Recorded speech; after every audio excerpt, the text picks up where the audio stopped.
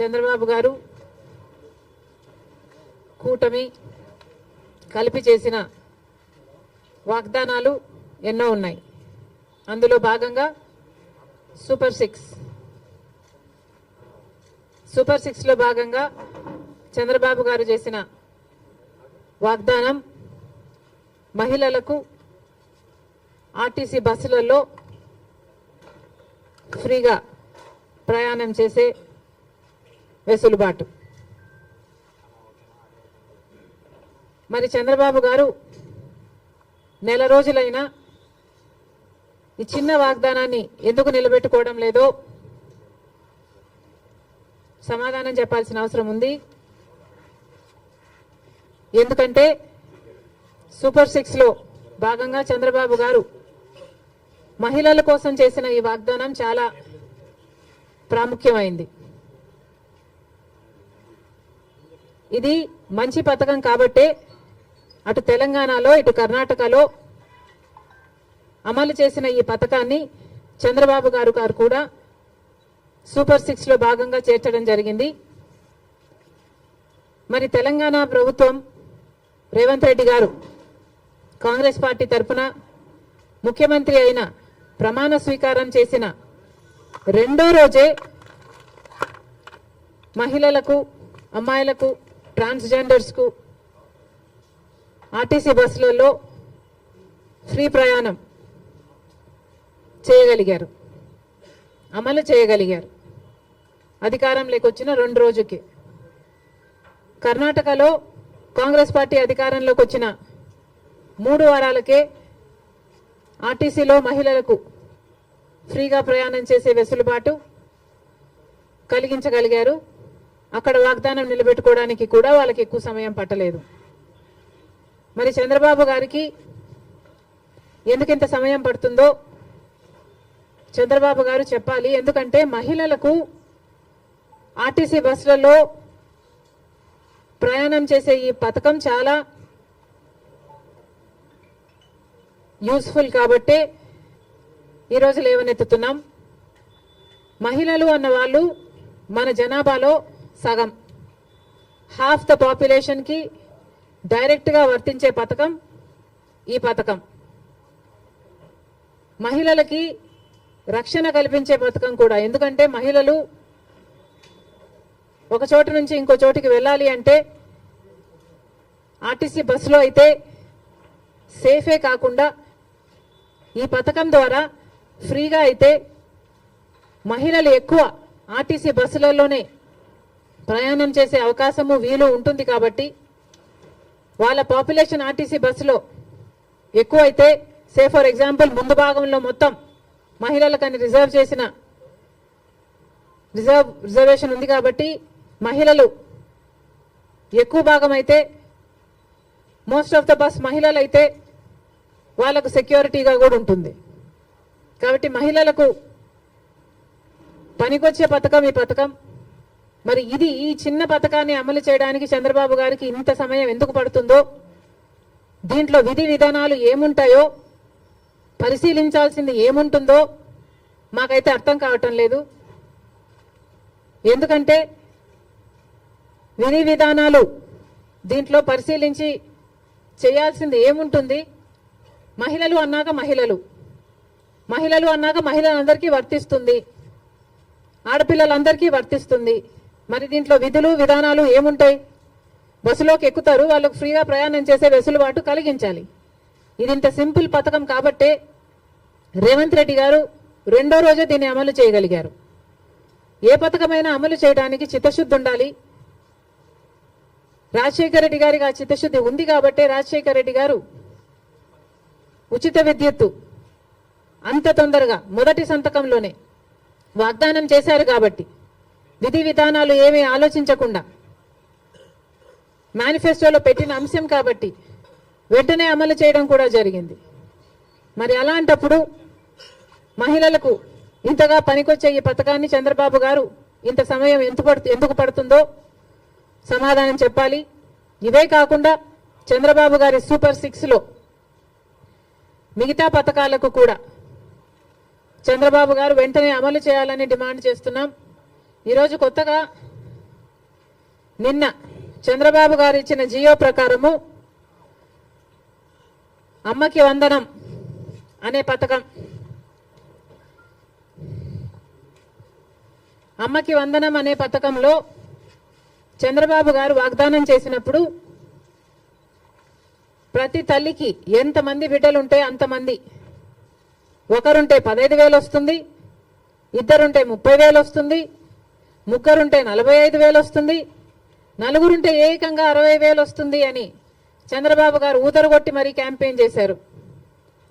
మరి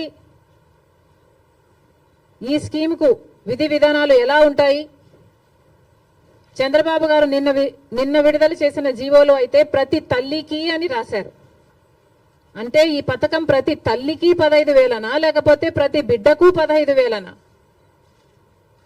చాలా కన్ఫ్యూజింగ్ గా ఉంది.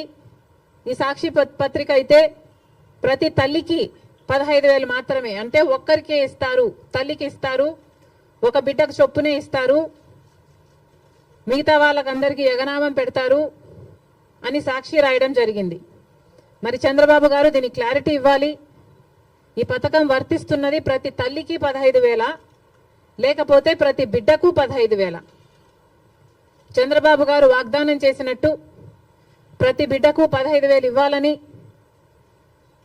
ఆ లెక్కన నలుగురు బిడ్డలుంటే 60,000 ఇవ్వాలని మేము డిమాండ్ చేస్తున్నాం. ఇంకో మారు సాక్షిని నడుపుతున్న జగన్మోహన్ రెడ్డి గారు కూడా సమాధానం చెప్పాలి.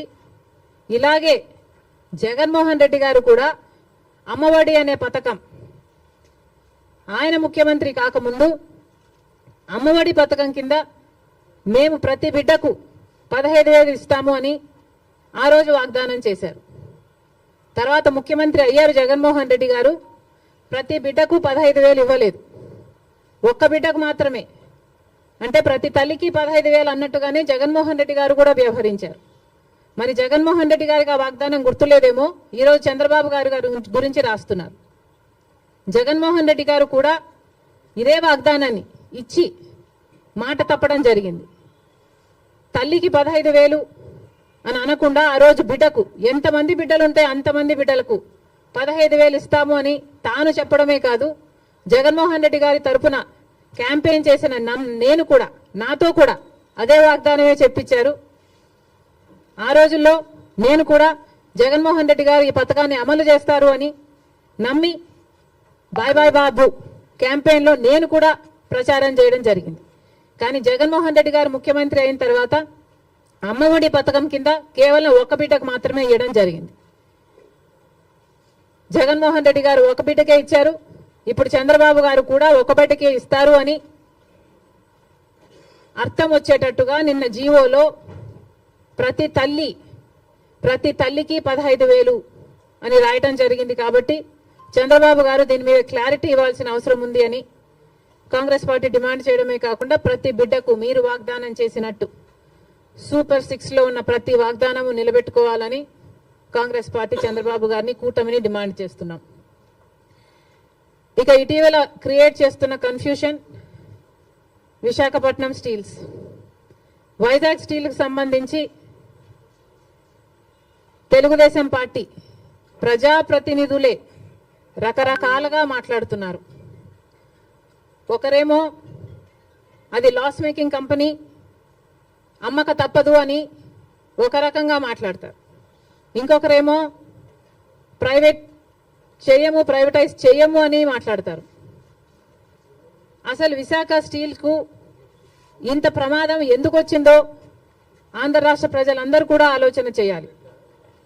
అధికారంలో ఉన్న బీజేపీ పార్టీ అయితేమి, ఇక్కడ అధికారంలో ఉన్న చంద్రబాబు గారు అయితేనేమి ఆలోచన చేయాలి. అసలు వైజాగ్ స్టీల్కి ఇంతవరకు క్యాప్టివ్ మైన్ అనేది లేకుండా పోయింది. రాజశేఖర రెడ్డి గారి హయాంలో రాజశేఖర రెడ్డి గారు వైజాగ్ స్టీల్కి ఒక క్యాప్టివ్ మైన్ ఉండాలి అనే ఉద్దేశంతో అనంతపూర్ దగ్గర ఒక మైన్ను ఐడెంటిఫై చేయడమే కాకుండా ట్రైపార్టీ అగ్రిమెంట్ స్థాయి వరకు కూడా క్యాప్టివ్ మైన్ కోసం ప్రయత్నం చేయడం జరిగింది. తర్వాత వచ్చిన ముఖ్యమంత్రులు ఎవరు పట్టించుకోవడం మనం చూడలేదు. రాజశేఖర రెడ్డి గారు ముఖ్యమంత్రిగా ఉన్నప్పుడు ఆర్థికంగా కూడా వైజాగ్ స్టీల్కి 100 కోట్లు ఇచ్చి ఆదుకోవడం జరిగింది. మరి ఆ తర్వాత ఏ ముఖ్యమంత్రులు వైజాగ్ స్టీల్ గురించి పట్టించుకోవడం చూడలేదు. ఎందుకు అని అడుగుతున్నాం. ఇప్పుడు మాట్లాడుతున్న తెలుగుదేశం వాళ్ళు చెప్తున్న మాటలు మేము మోడీతో మాట్లాడతాం, ఒప్పిస్తాం అన్నట్లుగా మాట్లాడుతున్నారు. అంటే మోడీ ఒప్పుకోకపోతే వైజాగ్ స్టీల్ ప్రైవేటైజ్ చేస్తారా? ఏం చెప్పదలుచుకున్నారు? ఏ మోడీతో మాట్లాడతారు? ఏ మోడీ గారైతే మనల్ని 10 సంవత్సరాలుగా మోసం చేస్తూ వచ్చారో, ప్రత్యేక హోదా ఇస్తాము అని మోడీ గారు 2014లో తిరుపతిలో మాటిచ్చిపోలేదా? మరి 10 ఏళ్ళుగా ఏం చేశారు మోడీ గారు? ఒక్క వాగ్దానమైన మోడీ గారు నిలబెట్టుకోగలిగారా? ప్రత్యేక హోదా అయితేనేమి, పోలవరం అయితేనేమి, కడప స్టీల్ ఫ్యాక్టరీ అయితేనేమి, పోర్ట్లు అయితేనేమి, ఇలాంటి ఒక్కటంటే ఒక్కటి కూడా, రాజధాని విషయం అయితేనేమి ఒక్కటి కూడా మోడీ గారు మాట నిలబెట్టుకోలేదు. మరి అదే మోడీ గారి మీద మళ్ళా మాకు నమ్మకం ఉంది, మోడీ గారు ఆదుకుంటారు అన్నట్టుగా మాట్లాడుతున్నారే. టీడీపీ పార్టీ గుర్తుపెట్టుకోవాలి, రాత్రి పడిన గుంతలోనే పగలు కూడా పడే ప్రమాదం ఉంది. ఒకసారి ఆలోచన చేసి మీరు ఎవరిని నమ్ముతున్నారో, ప్రజలకు ఏం మాట్లాడుతున్నారో, ఏం మాటలు చెప్పారో ఆలోచన చేయండి. మోడీ అంటేనే మోసం, మోడీ అంటేనే వెన్నుపోటు. ఆంధ్ర రాష్ట్రానికి ఇప్పటికే 10 సంవత్సరాలుగా వెన్నుపోటు పొడుస్తూనే ఉన్నాడు మోడీ గారు. అలాంటి మోడీ గారి చేతుల్లో వైజాగ్ స్టీల్ పెట్టడం అన్నది దారుణం. జగన్మోహన్ రెడ్డి గారు 5 సంవత్సరాలు ముఖ్యమంత్రిగా ఉండి కూడా రాజశేఖర్ రెడ్డి గారికి అంత ఇష్టమైన ప్రాజెక్ట్ అది అని తెలిసి కూడా రాజశేఖర్ రెడ్డి గారు వైజాగ్ స్టీల్స్ కోసం, క్యాప్టివ్ మైన్ కోసం ప్రయత్నించడమే కాకుండా, ఆర్థికంగా ఆదుకోవడమే కాకుండా, రాజశేఖర్ రెడ్డి గారు అంతా వైజాగ్ స్టీల్ కోసం చేస్తే ముఖ్యమంత్రిగా ఉండి కూడా జగన్మోహన్ రెడ్డి గారు ఒక్క ఫింగర్ కూడా ఎత్తలేదు వైజాగ్ స్టీల్ ని కాపాడడం కోసం. ఎందుకు అని అడుగుతున్నాం. వైజాగ్ స్టీల్ నష్టాలలో ఉందా అన్నట్టుగా ఆ గ్రూపుల ఆర్గనైజేషన్లు వచ్చి మాట్లాడితే, అయ్యో నష్టాలలో ఉందా అన్నట్లుగా జగన్మోహన్ రెడ్డి గారు ప్రశ్నించడం జరిగింది. ఇప్పుడు చంద్రబాబు గారేమో నోరిప్పకుండా వాళ్ళ చేత కన్ఫ్యూజింగ్ స్టేట్మెంట్స్ ఇప్పిస్తున్నారు. చంద్రబాబు గారిని డిమాండ్ చేస్తున్నాం, చంద్రబాబు గారే మాట్లాడాల్సిన అవసరం ఉంది. చంద్రబాబు గారే ఢిల్లీలో మీడియా కాన్ఫరెన్స్ పెట్టి, ఢిల్లీ పెద్దలు కూటమి అందరూ కలిసి వైజాగ్ స్టీల్ ప్రైవేటైజ్ చేయబోము అన్న కాన్ఫిడెన్స్, అన్న మాట ఆంధ్ర రాష్ట్ర ప్రజలకు చంద్రబాబు గారు చెప్పాల్సిన అవసరం ఉంది. ఇవన్నీ ఒక ఎత్తు అయితే, ఈరోజు రాజశేఖర రెడ్డి గారు ఉమ్మడి ఆంధ్ర రాష్ట్ర నాయకుడిగా 2 సార్లు గెలిచిన నాయకుడు. అలాంటి నాయకుడికి రాజకీయాలు ఆపాదిస్తూ, గెలుపు ఓటములను ఆపాదిస్తూ ఈరోజు రాజశేఖర రెడ్డి గారి విగ్రహాలను ధ్వంసం చేస్తున్నారు టీడీపీ గూండాలు. ఇది ఎక్కడి న్యాయమని అడుగుతున్నాం. రాజశేఖర రెడ్డి గారు మన రాష్ట్రం కోసం ఎన్నో అద్భుతమైన పథకాలు చేయడం నిజం కాదా? మన రాష్ట్ర ప్రజల కోసం తాను బతికినంత కాలం సేవలు చేస్తూ, పోరాటాలు చేస్తూ బతకడమే కాకుండా చచ్చిపోయేటప్పుడు కూడా ఆఖరికి రచ్చబండకని వెళ్ళి ప్రజల కోసం తప్పించి చనిపోయిన మాట వాస్తవం కాదా? మరి అలాంటప్పుడు అంత పెద్ద మనిషి, అంత మంచి మనిషి అయిన రాజశేఖర రెడ్డి గారి విగ్రహాల జోలికి తెలుగుదేశం పార్టీ వాళ్ళు ఎందుకు వెళ్తున్నారో చంద్రబాబు గారు, వాళ్ళ నాయకులు సమాధానం చెప్పాలి. రాజశేఖర రెడ్డి గారు ఏదో వైసీపీ నాయకుడు అన్నట్టుగా వ్యవహరించడం జరుగుతుంది. వైసీపీ వాళ్ళు హత్యా రాజకీయాలు చేసుండొచ్చు, గుండా రాజకీయాలు చేసుండొచ్చు, కక్ష రాజకీయాలు చేసుండొచ్చు, మేము కాదంటం లేదు. కానీ దానికి రాజశేఖర రెడ్డి గారికి ఏమిటి సంబంధం అని అడుగుతున్నాం. వైఎస్ఆర్ సిపి అంటే యువజన శ్రామిక రైతు party. YS Rajasekhara Reddy party కాదది. వైసీపీలో రాజశేఖర రెడ్డి గారు లేరు, రాజశేఖర రెడ్డి గారి పథకాలు లేవు, రాజశేఖర రెడ్డి గారి ఆశయాలను నిలబెట్టే వాళ్ళు లేరు. మరి అలాంటప్పుడు రాజశేఖర రెడ్డి గారి విగ్రహాలను ఎందుకు పగలగొడుతున్నారో తెలుగుదేశం పార్టీ వాళ్ళు ఒకసారి ఆలోచించాలి.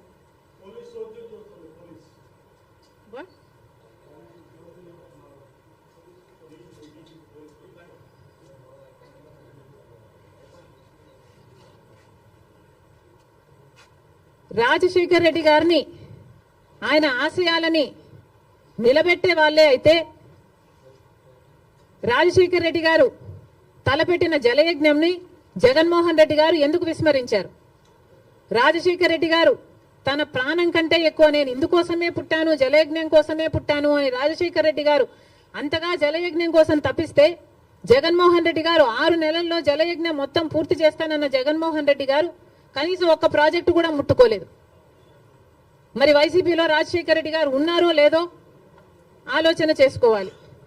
రాజశేఖర రెడ్డి గారి ఎంతో ఇష్టమైన ఫీజు రీయింబర్స్మెంట్ ఇలాంటి పథకాలకు కూడా వైసీపీ ఈ రోజు వరకు కూడా అధికారంలోంచి దిగిపోయే రోజు వరకు కూడా 4,000 కోట్లు బాకీ పడింది.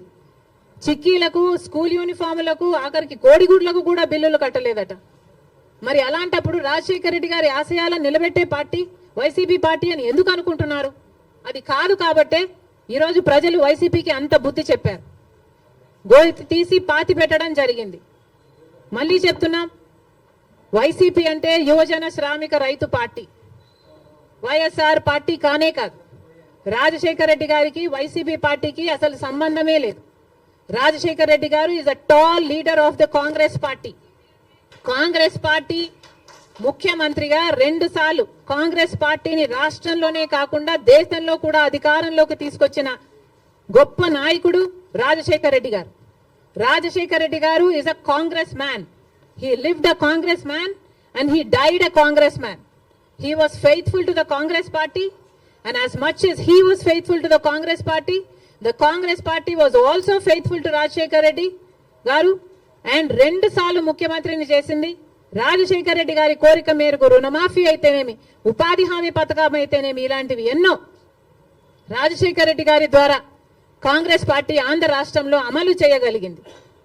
రాజశేఖర రెడ్డి గారు కాంగ్రెస్ పార్టీ నాయకుడు కాబట్టే, కాంగ్రెస్ పార్టీ సేవకుడు కాబట్టే, కాంగ్రెస్ పార్టీ ఎలా ఆలోచన చేస్తుందో అలా ఆలోచన చేశాడు కాబట్టే అంత అద్భుతమైన పథకాలు, ఫీజు రీయింబర్స్మెంట్ అయినా, ఆరోగ్యశ్రీ అయినా, ఇందిరమ్మ ఇళ్ల పథకం అయినా, ఇలాంటివి ఎన్నో పథకాలు బీదవారి కోసం, అట్టడుగున ఉన్న వర్గాల కోసం రాజశేఖర రెడ్డి గారు చేయగలిగారు అంటే ఇవన్నీ కాంగ్రెస్ మ్యాన్ గా రాజశేఖర రెడ్డి గారు చేశారు.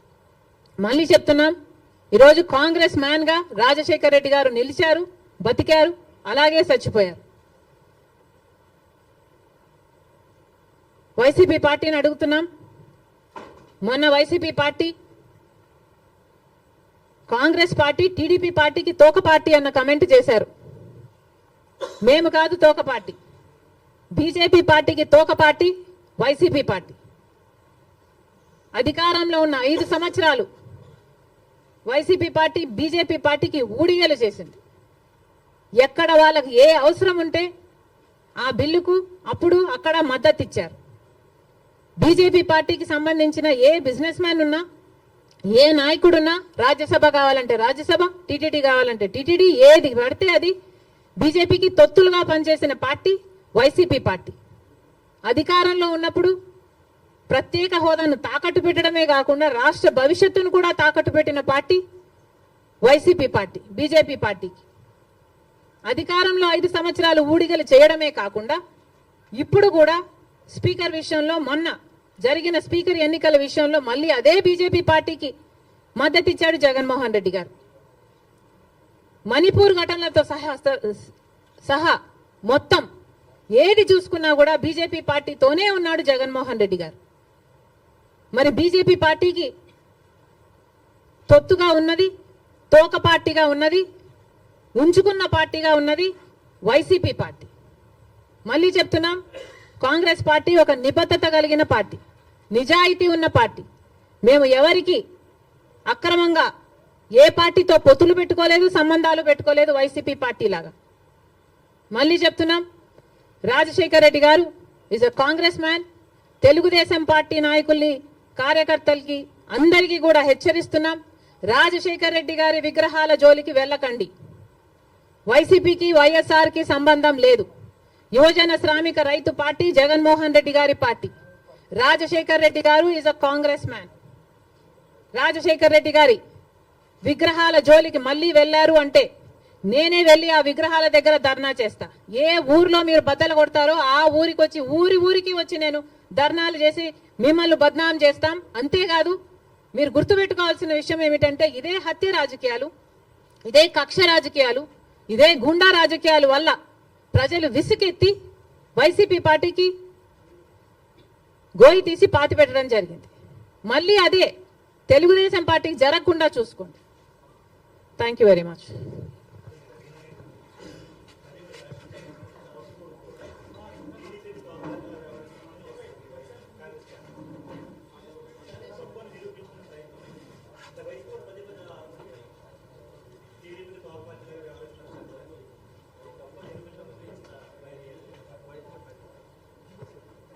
కాదమ్మా, కాంగ్రెస్ పార్టీ ఎవరికి తోక పార్టీగా మేము ఎవరికి ఎప్పుడు వ్యవహరించలేదు కదా. మీరు ఎట్లా నిరూపిస్తారు మేము తోక పార్టీ అని? నేను ఇన్ని ఉదాహరణలు ఇస్తున్నా కదా. జగన్మోహన్ రెడ్డి గారు బీజేపీకి ఎలా తోక పార్టీగా మారారు, ఎలా తోక పార్టీగా ఉన్నారు అని నేను ఇన్ని ఎగ్జాంపుల్స్ ఇచ్చా, ఇన్ని ఇన్స్టెన్సెస్ ఇచ్చా కదా.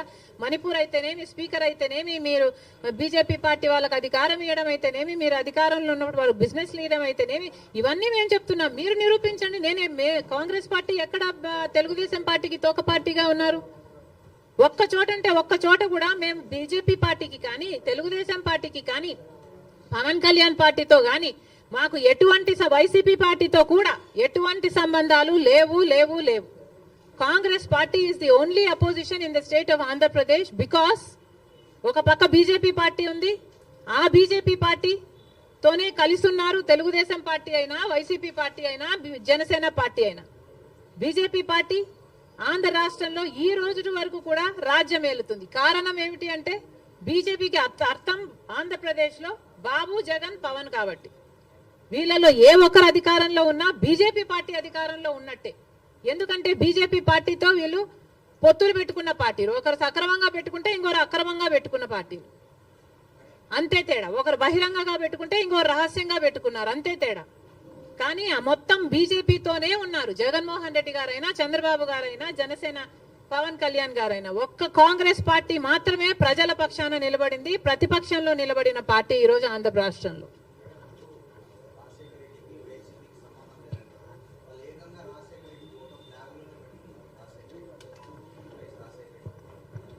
రాజశేఖర్ రెడ్డి గారి ఫోటోను ఇక్కడ అక్కడ పెట్టుకుంటే సరిపోతాయా? ఇక్కడ ఉండాలి.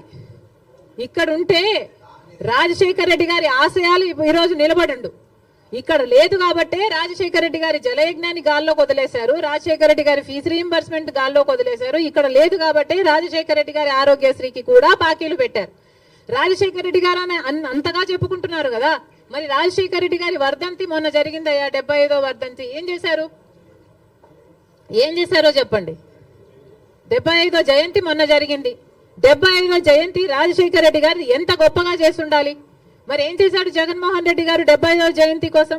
ఇడుపులపాయకి వెళ్ళారు. అక్కడ 5 నిమిషాలంటే 5 నిమిషాలు కనీసం కూర్చోలేదు, నిలబడ్డారు. రాజశేఖర్ రెడ్డి గారికి తూతూ మంత్రం లాగా అక్కడ ఏదో నివాళులు అర్పించామని చెప్పుకున్నారు. అంతేనా? సొంత తండ్రి కదా 75వ జయంతి చేయాల్సింది. అంతేనా? ఎందుకు సిద్ధం సభలని పెద్ద పెద్ద సభలు పెట్టారే మీరు? పెద్ద పెద్ద హోర్డింగ్లు పెట్టుకున్నారు కదా, కోట్లు ఖర్చు పెట్టారు కదా. ఒక్కొక్క సభకి 30 కోట్లు 40 కోట్లు ఎంత ఖర్చు పెట్టారు సిద్ధం సభలకు? మరి రాజశేఖర్ రెడ్డి గారి కోసం ఒక సభ ఎందుకు పెట్టలేదు మీరు? 75వ జయంతి కోసం కనీసం ఒక సభ పెట్టడం కాదు కదా, కనీసం వైసీపీ నాయకులు కార్యకర్తలైనా కలిసి నివాళులు అర్పించారా? ఏం చేశారు మీరు? ఇలాగైనా రాజశేఖర్ రెడ్డి గారి జయంతి జరుపుకోవాల్సింది. 75వ జయంతి కదా, స్పెషల్ కాదా? మీకేం అనిపించలేదా? మా నాయకుడు కాబట్టే, మా తండ్రి కాబట్టే, మా కాంగ్రెస్ పార్టీ ఓన్ చేసుకుంది కాబట్టి రాజశేఖర్ రెడ్డి గారి కోసం మేము అంత పెద్ద సభ పెట్టడం జరిగింది. దానికి పెద్ద పెద్ద నాయకులు, ముఖ్యమంత్రులతో సహా, పక్క రాష్ట్రంలో ఉన్న వాళ్ళతో సహా, మంత్రులతో సహా రప్పించడం జరిగింది. సోనియా గాంధీ గారు అయితేనేమి, రాహుల్ గాంధీ గారు అయితేనేమి రాజశేఖర్ రెడ్డి గారి కోసం అంత గొప్ప గొప్ప మెసేజ్లు ఇప్పించడం జరిగింది. ఇవన్నీ మేం చేశాం. మీరేం చేశారండి? మీరా రాజశేఖర్ రెడ్డి గారి వారసులు? ఏం చేశారు మీరు రాజశేఖర్ రెడ్డి గారి 75వ జయంతి కోసం?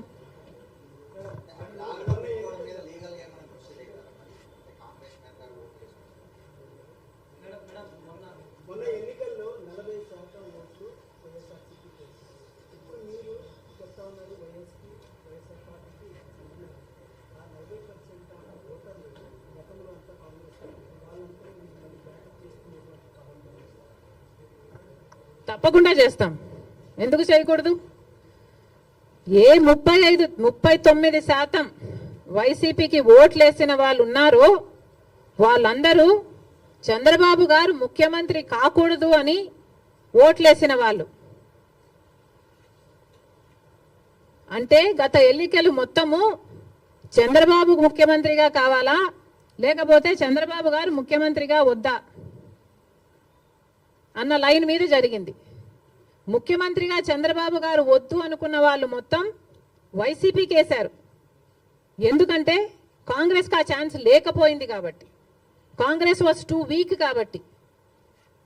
కాబట్టి ముఖ్యమంత్రి స్థాయిలో చంద్రబాబు వద్దు అన్న వాళ్ళు జగన్మోహన్ రెడ్డి గారికి వేశారు తప్పితే జగన్మోహన్ రెడ్డి గారు ఫ్యాన్స్ ఏం కాదు. వాళ్ళంతా కాంగ్రెస్ పార్టీ నుంచి అక్కడికి పోయిన వాళ్ళే. వాళ్ళంతా మా వాళ్ళండి. మా వాళ్ళని మళ్ళీ మేము ఓన్ చేసుకోవడంలో తప్పేముంది? ముమ్మాటికి ట్రై చేస్తాం. The 39% is actually belongs to the Congress. మా ఓటు బ్యాంక్ అది. చూపిస్తాం అది కూడా 2029 కల్లా.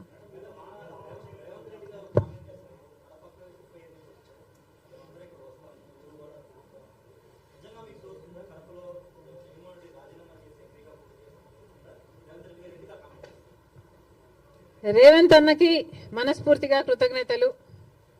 పెద్ద మనసు ఉంది కాబట్టే అంత పెద్ద మాట చెప్పగలిగారు. We are all honoured. నేనే కాదు, ఆంధ్ర రాష్ట్ర కాంగ్రెస్ పార్టీ అంతా కూడా రుణపడి ఉంది. జరిగినప్పుడు చూద్దాం.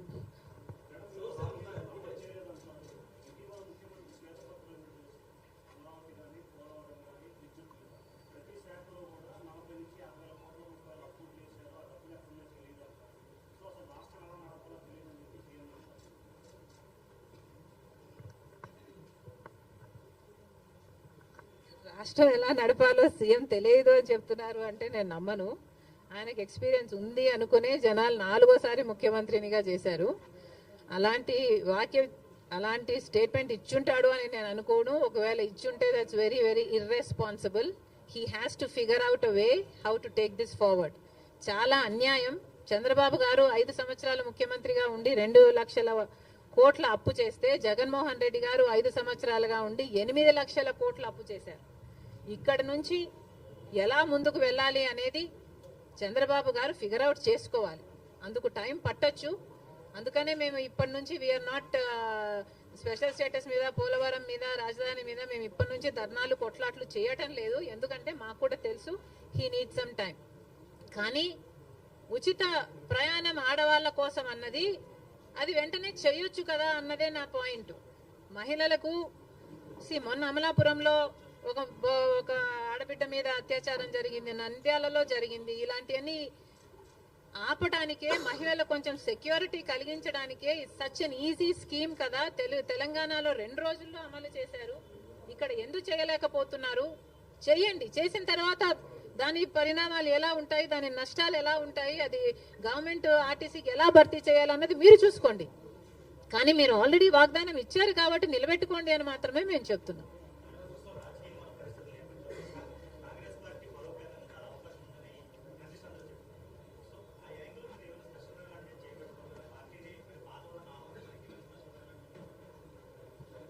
కాంగ్రెస్ పార్టీని బలపరచాలి.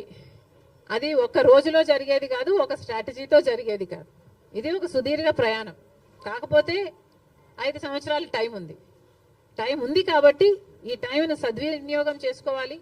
ఏది చేయాల్సి వచ్చినా, ఎంత దూరం వెళ్లాల్సి వచ్చినా, ఎట్లా కొట్లాడాల్సి వచ్చినా వీఆర్ రెడీ.